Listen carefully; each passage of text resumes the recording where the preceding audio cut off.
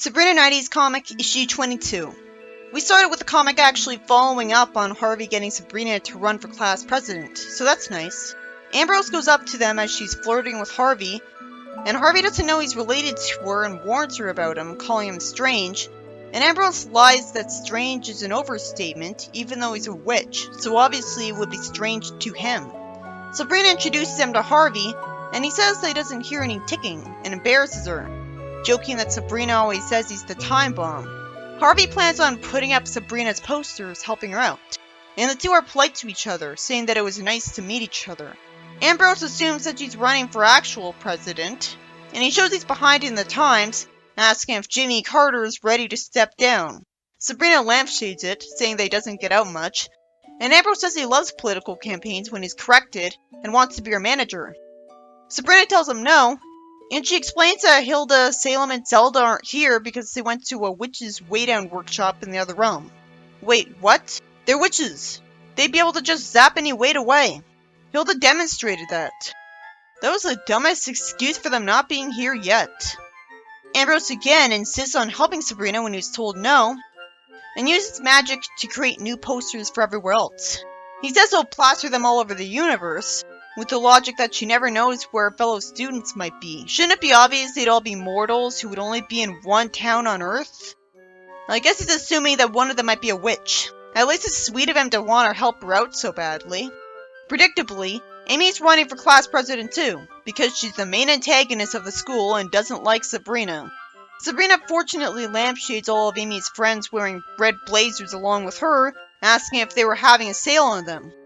Amy says it's a part of their Unity theme, and she thinks that no-brainer idea is clever. Amy suddenly expects me to believe that only her and Sabrina are running for class president. I guess only 2 people are allowed to do that at her high school. Usually when I see stories like this, there's at least 3 people running, and sometimes the unexpected 3rd candidate wins.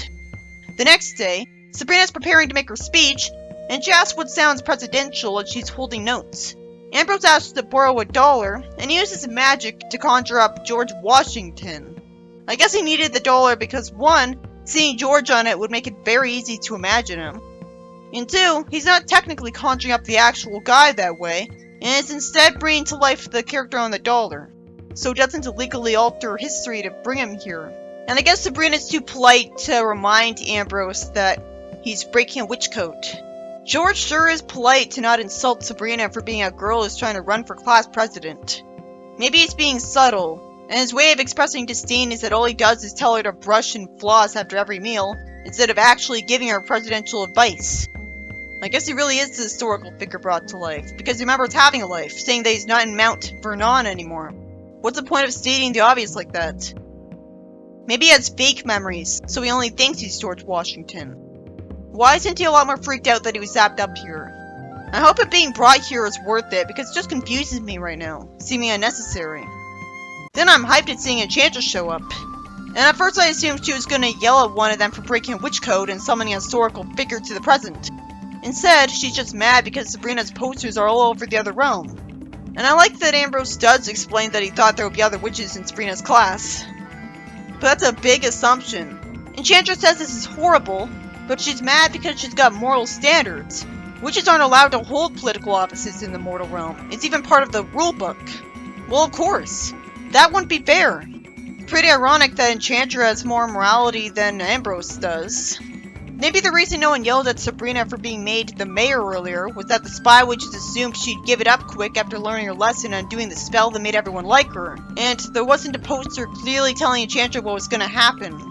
She drops the rulebook on Ambrose's foot after he says he doesn't remember that rule, and she says cleverly, "That's the only impression the rule's ever made on you." Well, if that's the case, why hasn't he already been turned into an animal, if he's already known for rule breaking? Why hasn't he already been banished like Crone? Enchantress says that it would be too easy for a witch to control human affairs with her powers, so it's best if mortals are left to their own devices. Wow, she's really nice sometimes.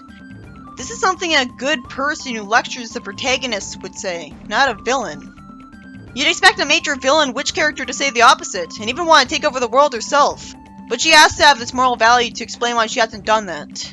it's mandatory to do this to fill in a potential plot hole of why don't witches take over the world. I was also thinking that you think it was too much work to run both worlds. This is definitely a pet the dog moment of hers. And witches having this rule is a part of what establishes that this franchise is meant to be lighthearted and refreshing as a result. Still, it would have made a lot more sense if Zelda was the one saying this to her. Sabrina says that makes sense and decides to drop out of the race.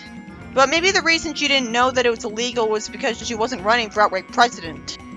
Really? The rule applies to class president too? This is not an outright political position, it's just a figurehead role.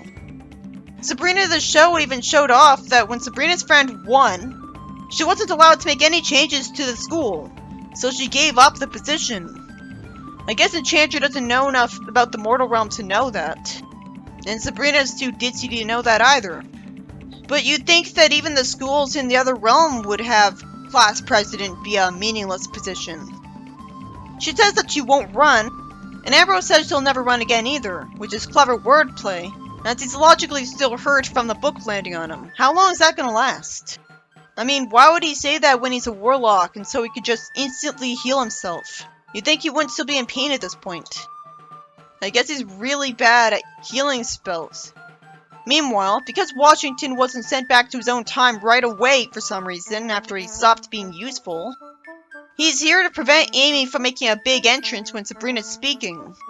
Logically, she shouldn't be allowed to do that anyways. Her breaking a rule so spitefully would be seen as unprofessional and get her disqualified. She's being saved from her own stupidity. Surprisingly, people boo when Sabrina withdraws from the race. That's actually kinda heartwarming because I didn't think anyone cared about her running for that position. But apparently she did have supporters. Which makes logical sense because maybe she isn't the only one who knows that Amy's a bitch. So they wanted her to win. But I only ever saw Amy being mean to Sabrina, so that's what I assumed was the case. Why would Amy be popular if she's mean to everybody? Sabrina nominates Harvey instead, because apparently she's able to nominate someone else on a whim. And everyone cheers for him right away. And Harvey's allowed to win immediately because Amy was being delayed by Washington, who she probably assumes is just a guy messing with her pretending to be him. Wouldn't she assume that he was sent there by Sabrina on purpose to delay her? Because he doesn't belong in a high school? Wouldn't she tell people? But yeah, it clearly would have been more satisfying if Amy lost because she's Amy. People don't like her. That'd be a consequence. The comedy page has Sabrina try out a brand new hair color, thinking that she won't be made fun of for having non-traditionally colored hair because she doesn't think things through.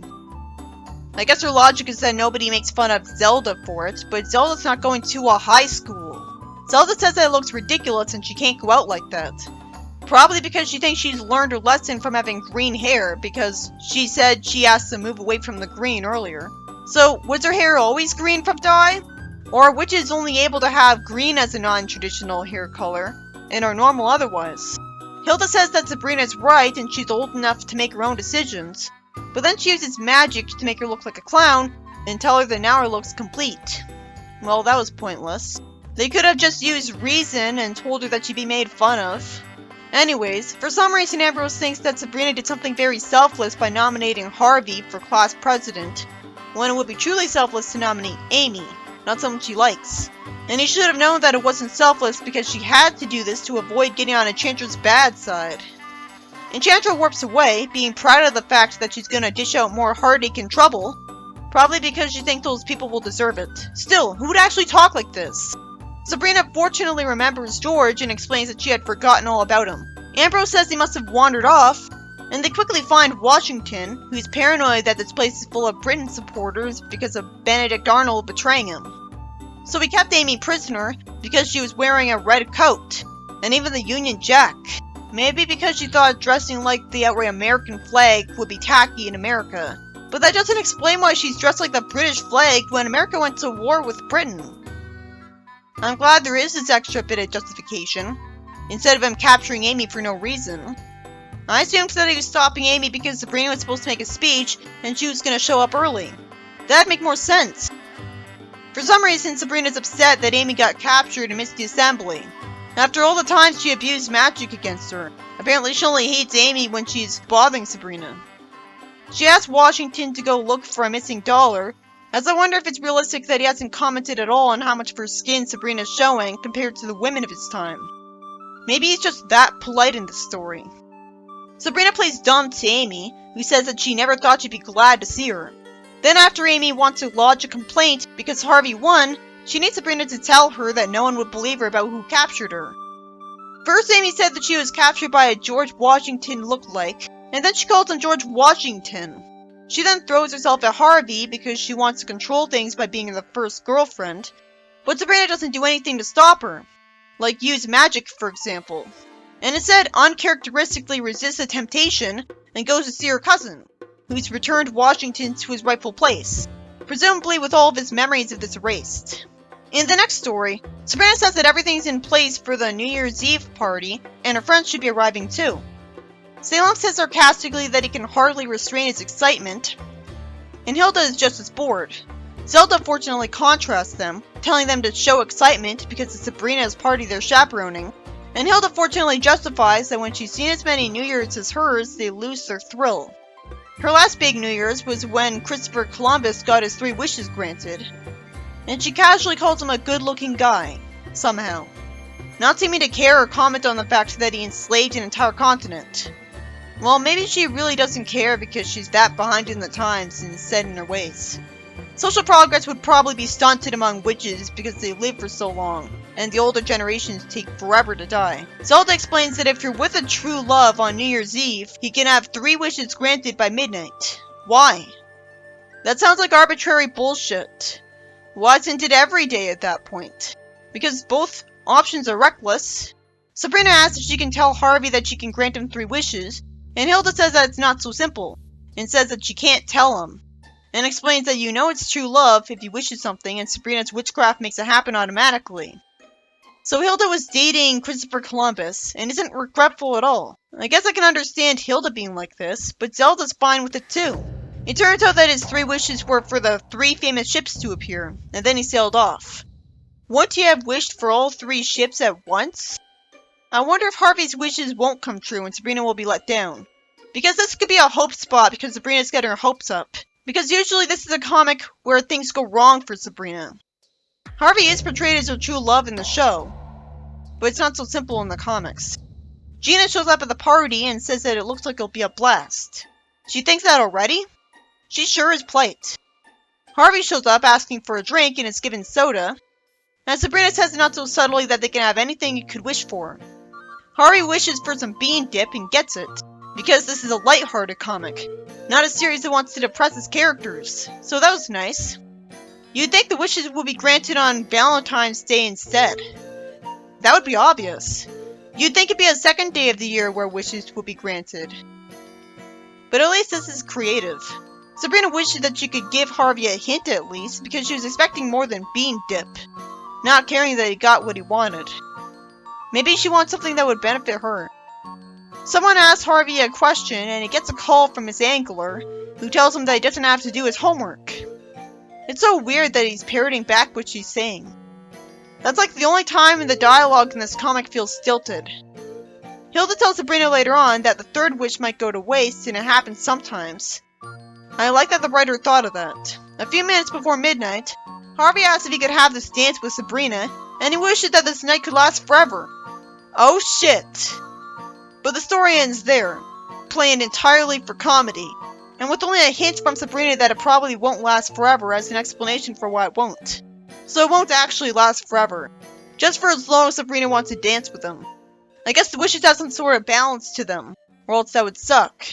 That'd seriously backfire eventually. The story ends with everyone else sleeping, and I can't help but chuckle eventually at the news reporter yawning and saying, "This is the longest New Year's Eve I've ever seen. Midnight seems like it will never get here."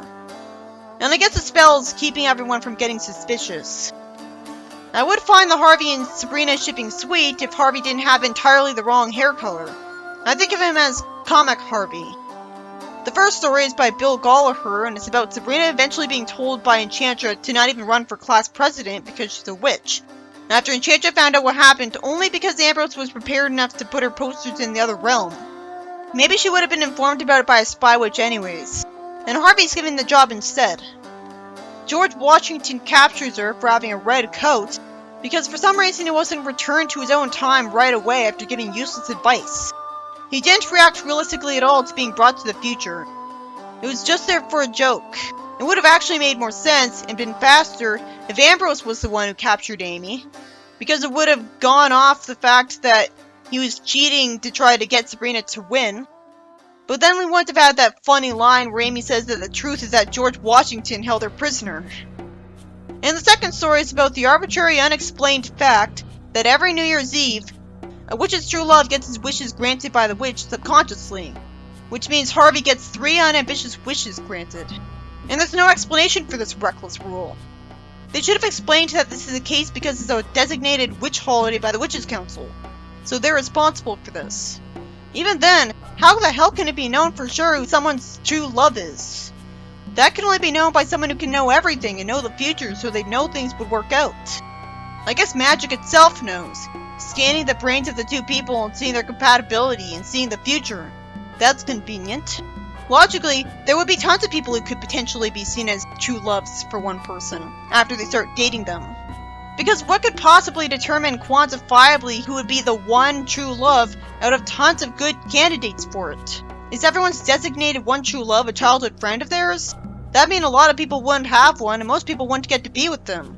Sabrina just assumes that the dance won't get to last forever and isn't scared at all.